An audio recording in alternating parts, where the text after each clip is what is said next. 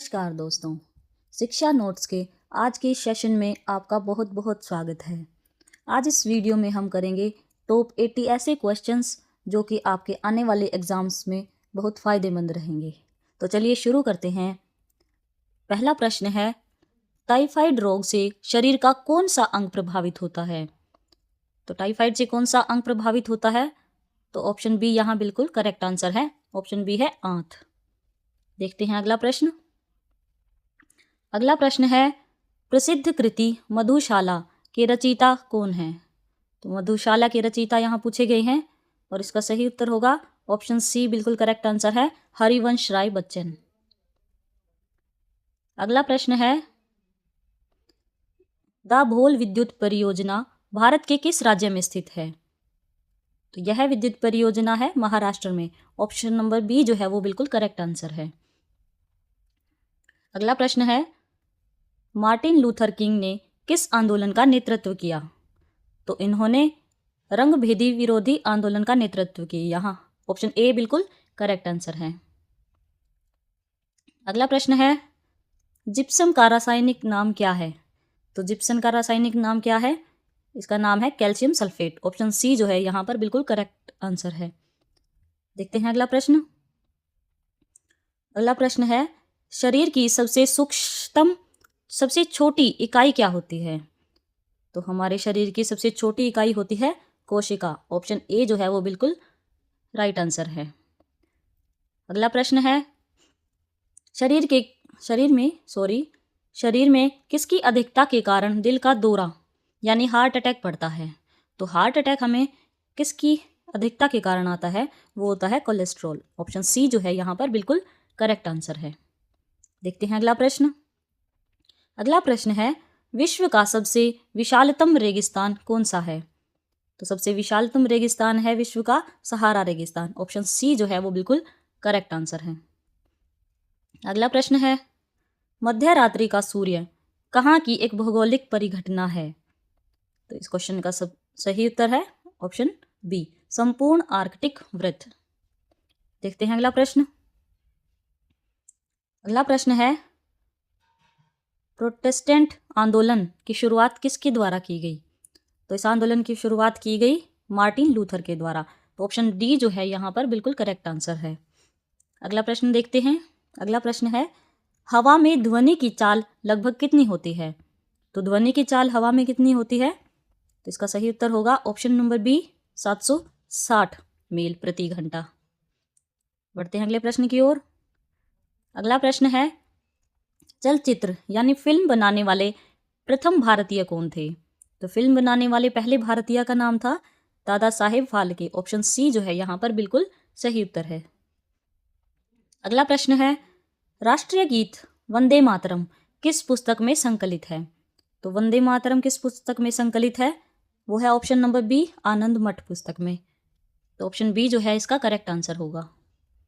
अगला प्रश्न है, पंजाब का लुधियाना शहर किस नदी के किनारे स्थित है? तो लुधियाना शहर जो है वो सतलज नदी के किनारे पर स्थित है। ऑप्शन डी जो है यहाँ पर बिल्कुल सही आंसर होगा। अगला प्रश्न है, रेडियो एक्टिव किरणें कितने प्रकार की होती हैं? तो ये किरणें कितने प्रकार की होती हैं? 3 प्रकार की। ऑप्शन नंबर बी जो है यहाँ पर बिल्कुल करेक्ट आंसर होगा। अगला प्रश्न देखते हैं, अल बरूनी किस शासक के कालखंड का इतिहासकार था? तो बात कर रहे हैं अल बरूनी की, तो वे किस शासक के कालखंड का इतिहासकार था? तो ये ऑप्शन नंबर बी जो है ये हमारा करेक्ट आंसर है, मोहम्मद गजनवी। बढ़ते हैं अगले प्रश्न की ओर। अगला प्रश्न है, अम्लीय वर्षा यानी एसिड रेन का मुख्य कारक क्या होता है? तो इसका मुख्य कारक होता है सल्फर डाइऑक्साइड और नाइट्रस ऑक्साइड। तो ऑप्शन नंबर सी जो है यहाँ बिल्कुल सही उत्तर होगा।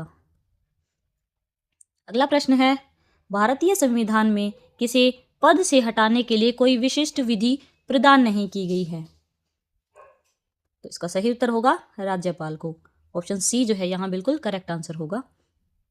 अगला प्रश्न है, ऑस्टियोलॉजी के अंतर्गत किसका अध्ययन किया जाता है? तो ऑस्टियोलॉजी के अंतर्गत किसका अध्ययन किया जाता है? अस्थियों का यानी हड्डियों का। तो ऑप्शन बी जो है यहाँ पर बिल्कुल सही उत्तर होगा। देखते हैं अगला प्रश्न। किस चालुक्य शासक ने हर्षवर्धन को युद्ध में हराया?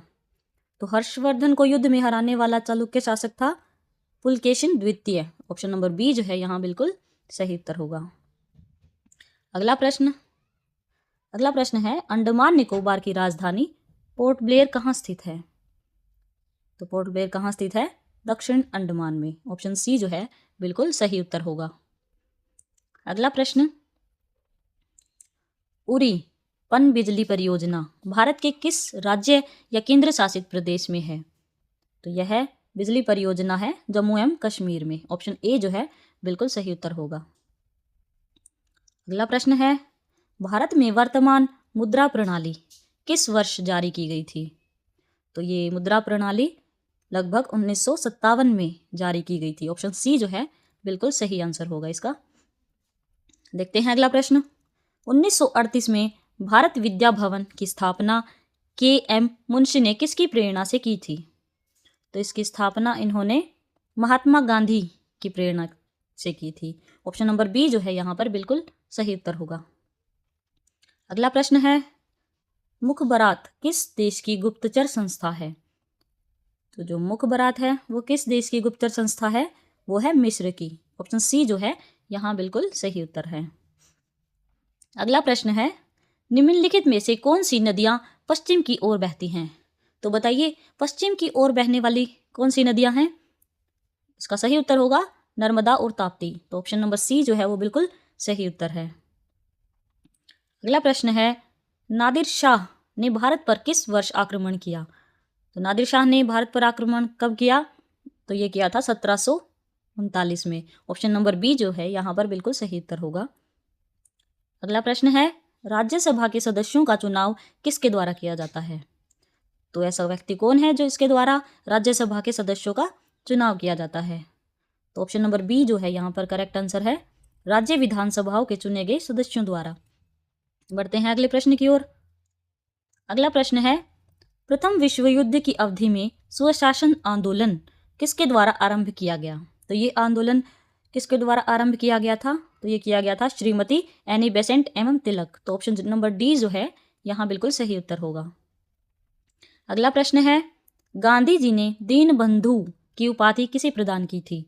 तो गांधी जी ने दीनबंधु की उपाधि दी थी C.F. एंड्रूज को। ऑप्शन नंबर बी जो है यहाँ पर बिल्कुल सही उत्तर होगा। देखते हैं अगला प्रश्न।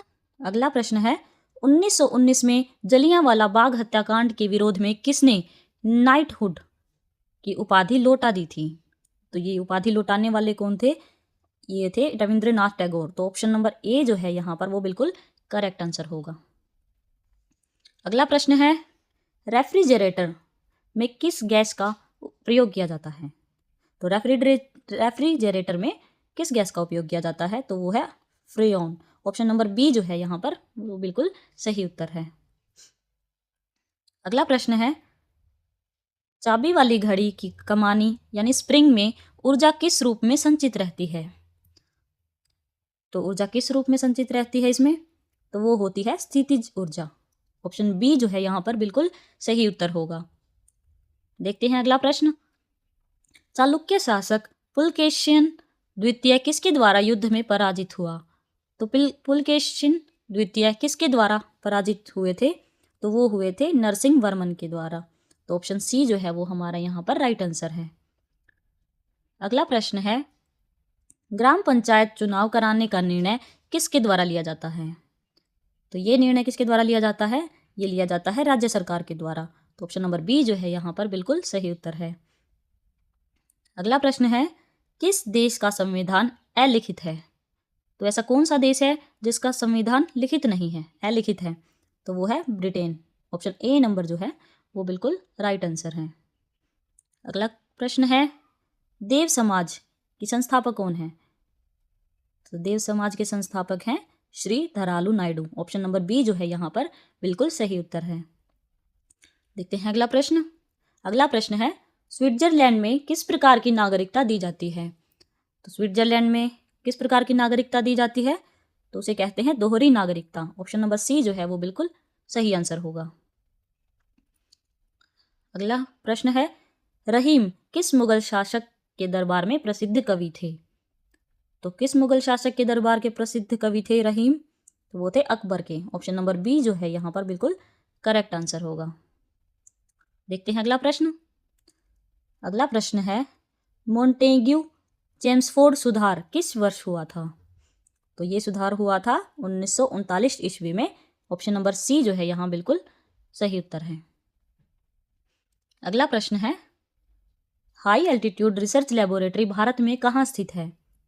तो ये रिसर्च लेबोरेटरी जो है ये गुलमर्ग में स्थित है। ऑप्शन नंबर बी जो है यहाँ पर बिल्कुल सही आंसर होगा। अगला प्रश्न है आरडीएक्स मुख्य रूप से क्या है? तो आरडीएक्स मुख्य रूप से क्या है? एक विस्फोटक है। ऑप्शन नंबर सी जो है यहाँ पर बिल्कुल सही उत्तर होगा। अगला प्रश्न है महात्मा गांधी ने भारत में अपना पहला सत्याग्रह वर्ष 1917 में कहाँ से आरंभ किया था? तो उन्होंने यह सत्याग्रह कहाँ से आरंभ किया था? तो ऑप्शन नंबर बी जो है यहाँ बिल्कुल सही उत्तर है, चंपारण से। दोस्तों, अगर आपको ये सेशन पसंद आ रहा है तो वीडियो को लाइक और चैनल को सब्सक्राइब जरूर कीजिएगा। बढ़ते हैं अगले प्रश्न की ओर। इंडिया हाउस की स्थापना वर्ष 1905 में लंदन में किसके द्वारा की गई थी? तो इंडिया हाउस की स्थापना किसके द्वारा की गई थी? तो ऑप्शन नंबर सी जो है यहाँ बिल्कुल करेक्ट आंसर है। तो ये थे श्यामजी कृष्ण वर्मा। देखते हैं अगला प्रश्न। इंडियन इंडिपेंडेंस लीग की स्थापना का श्रेय किसे दिया जाता है? तो इसका श्रेय दिया जाता है रास बिहारी बोस को। ऑप्शन ए जो है वो बिल्कुल सही उत्तर होगा। अगला प्रश्न प्रसिद्ध पुस्तक गुड अर्थ के लेखक कौन हैं? तो प्रसिद्ध पुस्तक है जो गुड अर्थ, इसके लेखक हैं पर्ल एस पक। ऑप्शन नंबर बी जो है यहाँ बिल्कुल सही उत्तर होगा। अगला प्रश्न है हरिप्रसाद चौरसिया किस वाद्य यंत्र के विख्यात वादक हैं? तो हरिप्रसाद चौरसिया किस वाद्य यंत्र के विख्यात वादक हैं? तो ये हैं ऑप्शन नंबर सी बांसुरी के। देखते हैं अगला प्रश्न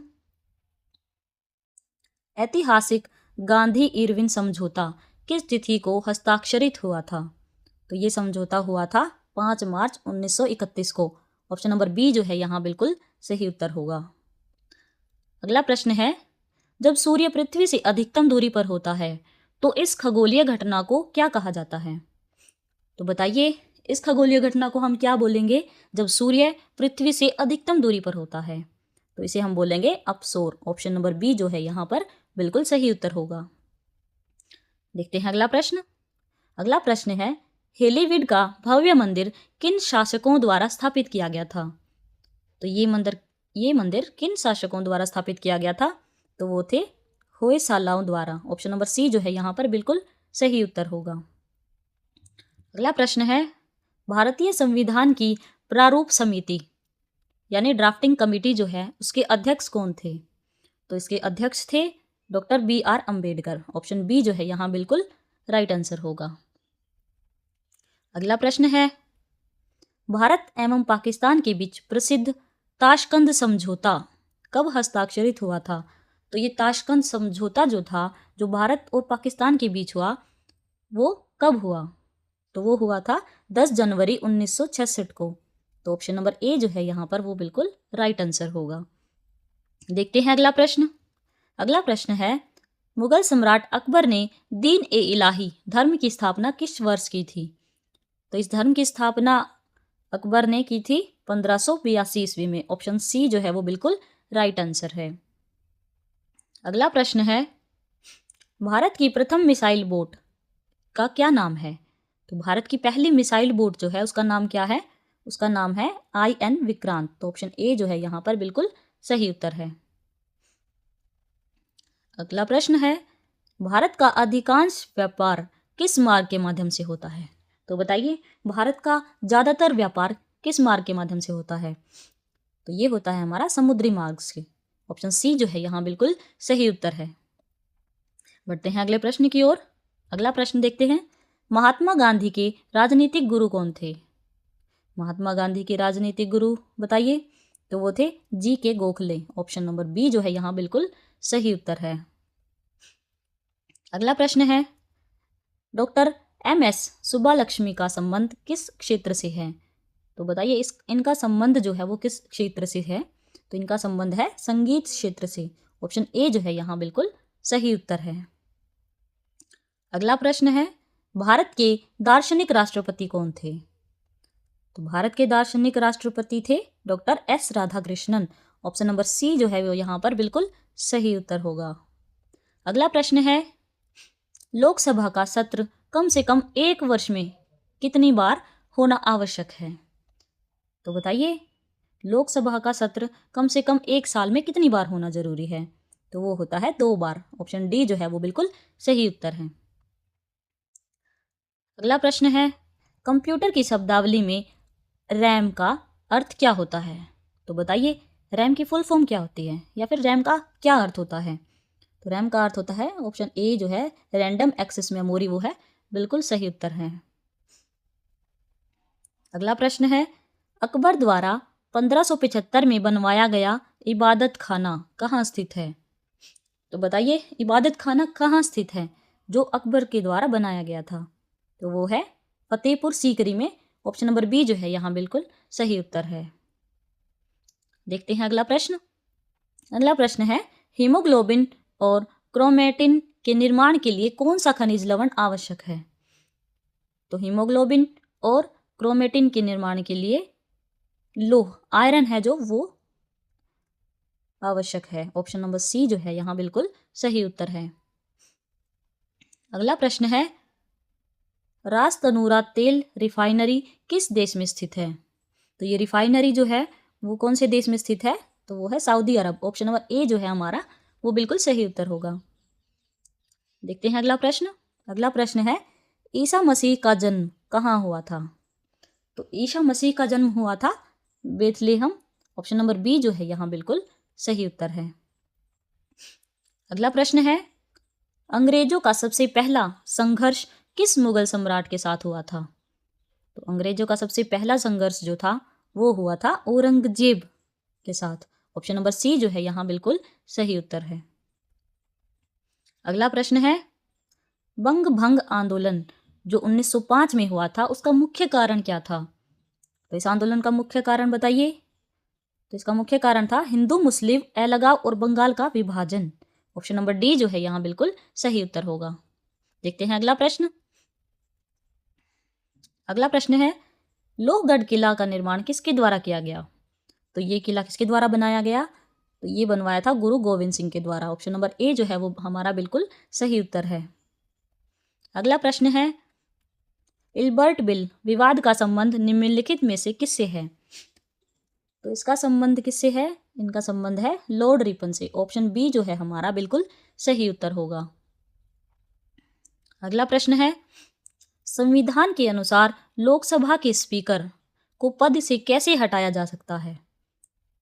तो संविधान के अनुसार लोकसभा के स्पीकर को कैसे हटा सकते हैं उनके पद से? तो इसका आंसर है ऑप्शन नंबर बी जो है यहाँ बिल्कुल सही है, सदन के सभी सदस्यों के बहुमत द्वारा प्रस्ताव पारित होने पर। तो देखते हैं अगला प्रश्न।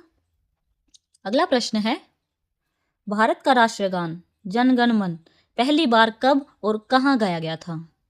तो हमारा भारत का राष्ट्रीय गान पहली बार कब और कहाँ गाया गया? तो ये गाया गया था 27 दिसंबर 1911 को कोलकाता अधिवेशन में। ऑप्शन नंबर सी जो है हमारा यहाँ पर बिल्कुल राइट आंसर होगा। अगला प्रश्न है, आर्गन निम्नलिखित में से किस प्रकार की गैस है? तो आर्गन जो है वो एक निष्क्रिय गैस है। ऑप्शन नंबर सी जो है यो बिल्कुल सही उत्तर है।